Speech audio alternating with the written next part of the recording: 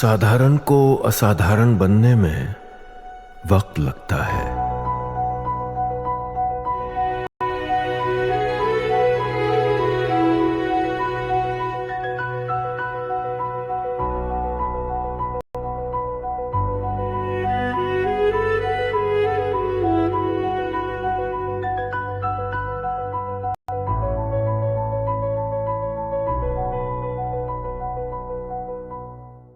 आप बहुत सेक्युलर हैं, लेकिन कमंडल को तोड़कर ही मंडल पर चलेंगे। आप कांग्रेस पार्टी हैं, आप देश के संविधान को बचाने निकले हुए हैं। ये मुहिम राहुल गांधी ने चलाई है, लेकिन संवैधानिक संस्थाओं की बात आप फाड़ कर कूड़े के दान में डाल देते हैं। आप सुप्रीम कोर्ट की भी अवमानना करते हैं, मामला सारा सुप्रीम कोर्ट में है। आप देश की पब्लिक का, टैक्स पेयर का पैसा भी 30 करोड़ जाया कर देते हैं। आप चूं तक नहीं करते, लेकिन आप मसीहा बने हुए हैं। दूसरा तो चाय वाला है ना, ये कहां की राजनीति है?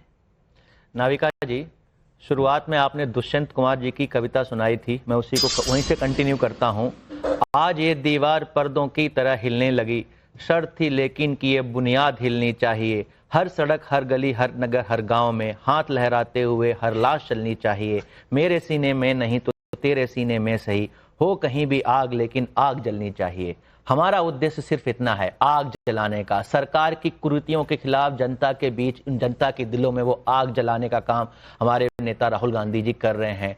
ये विषय मंडल और कमंडल का नहीं, ये विषय है प्रिविलेज्ड वर्सेस अनप्रिविलेज्ड का। वो 10% भारतीय नागरिक जिनको, जो भारतीय जनता पार्टी के लिए सीमित तरीके से, एक तरीके से जो डेफिनेशन है हिंदुस्तान की, वो 10% लोग रह गए हैं। हम बचे हुए 90% लोगों की बात कर रहे हैं, हम इंक्लूसिवनेस की बात कर रहे हैं। हम बोल रहे हैं कि वो जो 90% पिछला, दलित, गरीब, अनएजुकेटेड जो भी है, उन सब के लिए लड़ने की बात कर रहे हैं। और हम तब तक लड़ते रहेंगे जब तक भारतीय जनता पार्टी की कुरीतियां और जो इसने संवैधानिक संस्थाएं थी जिनको अपने कठपुतली बना रखा है, उनके लिए भी एक वार्निंग है, उनके लिए भी एक वार्निंग दे रहे हैं हम लोग कि आप भी सुधर जाओ, क्योंकि वक्त सबका एक सा नहीं रहता। आप सरकार की कठपुतलियां बनना बंद करो। आपका काम है जनता के हितों की रक्षा करना, आपका काम है डेमोक्रेसी को रक्षा करना। आप सरकार के गेटकीपर नहीं हो। आप सरकार के हाथ में कठपुतली बनकर के काम करोगे तो आपके खिलाफ भी आने वाले समय में ये जनता एक्शन लेगी। हमारा विषय सिर्फ और सिर्फ इतना है नाविका जी, हम देश के 90% लोगों के लिए लड़ रहे हैं। मैं समझ गई। और प्रदीप भंडारी जी, राहुल गांधी पहले विदेश जाकर कह चुके हैं कि इस देश पर केरोसिन छिड़का जा रहा है। आज अश्विनी कुमार मिश्रा ने कह ही दिया कि इस पार्टी का, कांग्रेस पार्टी का उद्देश्य देश में आग लगाना है। वो आग लगाने का काम कर रहे हैं। मैं ये भी यही तो बोला कि आग जल रही है, में आग जलनी चाहिए। अच्छा, ये क्रांति की मशाल, नाविका जी, क्रांति की मशाल, वही आग जो भगत सिंह के सीने में थी, वही आग जो क्रांतिकारियों के सीने में थी, उस आग की बात कर रहे हैं हम। तो जब इनके नेता बैठ करके पर सवाल उठा रहे हैं, तो क्या आप सुप्रीम कोर्ट पर भी सवाल उठा रहे हैं? मामला सुप्रीम कोर्ट में है, सुप्रीम कोर्ट ने कुछ स्टे नहीं किया है, लेकिन आप डस्टबिन ढूंढते फिर रहे हैं। प्रदीप भंडारी जी, जवाब दीजिए। नविका जी, मैं दुष्यंत कुमार की लाइन से शुरू करना चाहता हूं, क्योंकि आपने अपना शो दुष्यंत कुमार की लाइन से शुरू किया। विपक्ष के पांव के नीचे कोई जमीन नहीं है। कमाल है, फिर भी विपक्ष को यकीन नहीं है।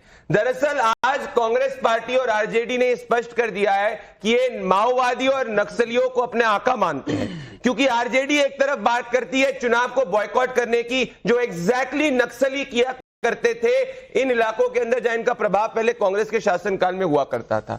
अब राहुल गांधी जो मामला सुप्रीम कोर्ट के अंदर लंबित है उसको डस्टबिन में फाड़ने की बात कर रहे हैं, पर मैं अचंभित नहीं हूं। याद करिए 2013, ये वही बालक राहुल गांधी है जिन्होंने उनके खुद के प्रधानमंत्री, उस वक्त देश के प्रधानमंत्री मनमोहन सिंह की सरकार द्वारा लाए गए अध्यादेश को फाड़ के फेंक दिया था। ये उनका रिस्पेक्ट था कांग्रेस द्वारा के प्रधानमंत्री के लिए, वही उनका आज रिस्पेक्ट है सुप्रीम कोर्ट के लिए, क्योंकि राहुल ये जान चुके हैं नविका जी कि जनता उनके साथ में नहीं है। तो जब वो व्यक्ति पहले कह चुका है कि वो इंडियन स्टेट से लड़ना चाहता है, आज कांग्रेस के प्रवक्ता कह रहा है कि वो देश में आग लगाना चाहता है, तो ये स्पष्ट ही हो चुका है कि ये चाहते हैं कि इस देश के अंदर कांग्रेसियों का मकसद है कि बांग्लादेश या किसी दूसरे मुल्क जैसे हालात हिंदुस्तान के अंदर पैदा करे, क्योंकि लोकतांत्रिक रूप से बूथ लुटेरे और लोकतंत्र के अंदर इमरजेंसी लागू करने वाले सत्ता में नहीं आ पा रहे, तो एक ओबीसी प्रधानमंत्री को गाली बकेंगे, सुप्रीम कोर्ट में विश्वास नहीं रखेंगे, चुनाव आयोग को धमकी देंगे, क्योंकि इनके डीएनए में इमरजेंसी है, डेमोक्रेसी नहीं है। चुनाव अब मैं आयोग आपको कठपुतली थोड़ा, बन गया है। आपने बात की तो मैं कविता की लाइन में थोड़ा सा सुधार कर दूं। उन्होंने विपक्ष तो नहीं कहा, ये तो हमने करा है। हम तो, दुष्यंत कुमार जी से इंस्पायर हुए हैं और सच कह रहे हैं। उन्होंने बाकी मुखौटा बातें पहनने कही की आदत है इनकी, मुखौटा पहनने की आदत है इनकी। हम प्रेजेंट मुखौटा पहनने की आदत है इनकी। जनता अरे मुझे एक चीज बताओ, देश को जलाना चाहते हो, सत्ता में नहीं आओगे। आपको देश को जलाना चाहते हो, सत्ता में नहीं आओगे। मसाल जलती है दिलों में, कहां जल रही है? बात कर रहे हैं, बहरीन के अंदर हॉलिडे करके, थाईलैंड में हॉलिडे करके, बैंकॉक में हॉलिडे करके मशाल जलाओ देश के अंदर। उनके अंदर भी आपके अंदर मशाल नहीं, अश्विनी जी आपके अंदर क्या मशाल जलती है? हॉलिडे करके बैंकॉक में, बैंकॉक में हॉलिडे करके आपके लीडर की मशाल जलती है। 90 चुनाव हार चुके हो तो देश में आग लगाओगे। 90 चुनाव नहीं, मत दो। राहुल गांधी को पहले दो। समझ में नहीं आती, राहुल गांधी की जाति पूछो, राहुल गांधी की जाति बताओ पहले। राहुल गांधी की जाति बताओ, की बात राहुल गांधी की जाति तो बताओ। राहुल गांधी की जाति समय बताओ। अगर आपने इंकलाब की याद को समझा होता, गांधी नामे ना लिखे होते तो समझ आती। मेरे भाइयों, ये देश संविधान से चलता है और संविधान बचाने आप निकले हुए हैं।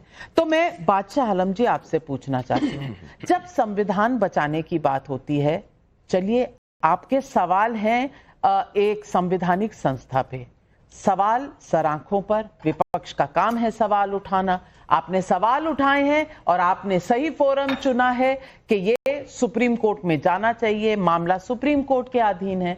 सुप्रीम कोर्ट में एक सुनवाई हो चुकी है, सुप्रीम कोर्ट ने पूरे एक्सरसाइज को स्टे नहीं किया और बोला कि अगर ये सही नहीं होगा तो हमें हलफनामा चाहिए, क्या हुआ कैसे हुआ हम देखेंगे।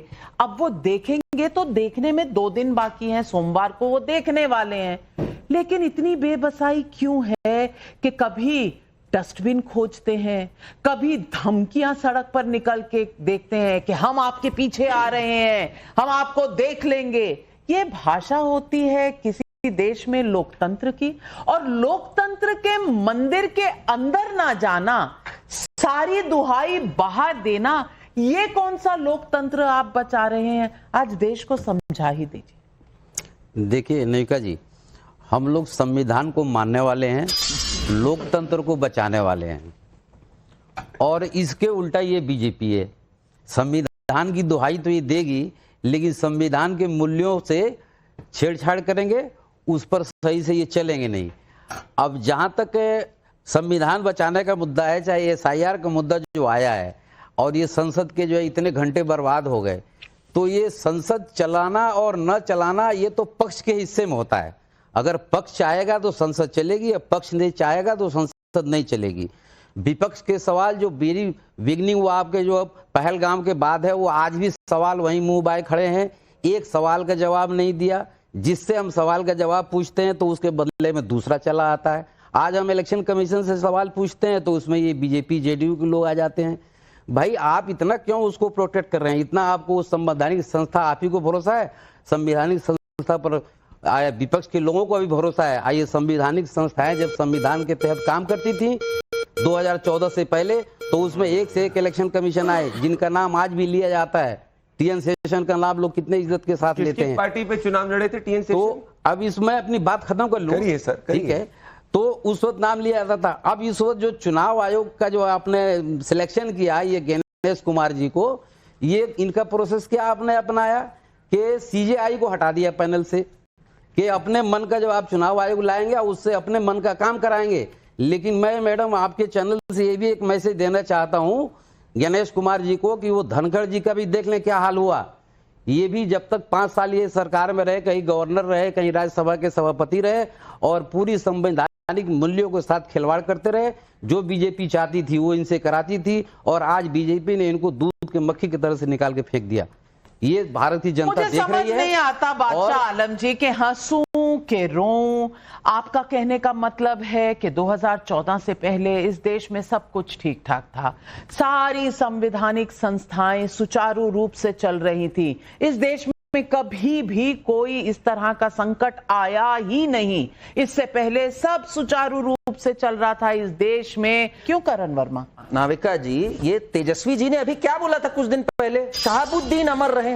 ये देंगे लोकतंत्र की दुहाई? जो शहाबुद्दीन कन्विक्टेड आदमी, एक नंबर का लुटेरा जिसने तेजाब में जला दिया लोगों को, वो बता रहे हैं कि शहाबुद्दीन अमर रहे। और ये तेजस्वी जो तेज प्रताप है, इन्होंने क्या किया था होली के दिन? अरे पुलिस इंस्पेक्टर जरा नाचो, हम कह रहे हैं नाचो नहीं तो तुम्हें डिसमिस कर देंगे। इनके मुंह से शोभा नहीं देता जो बूथ लुटेरे रहे हैं, जिन्होंने ये हालत कर दी थी बिहार की कि वहां अपहरण एक पूरी एक फैक्ट्री थी। लाल झंडा कोई जाता था जाके लगा देता था, लालू जी से बात कर लेता था, भाई ऐसे ऐसे है। 2 घंटा बत्ती आती थी पूरे 24 घंटे में। ये दुहाई देंगे इसकी? 2003 में ये वाली जब प्रक्रिया हुई, 1 महीने में हो गई, तब ना इतनी टेक्नोलॉजी थी ना इतना कुछ था।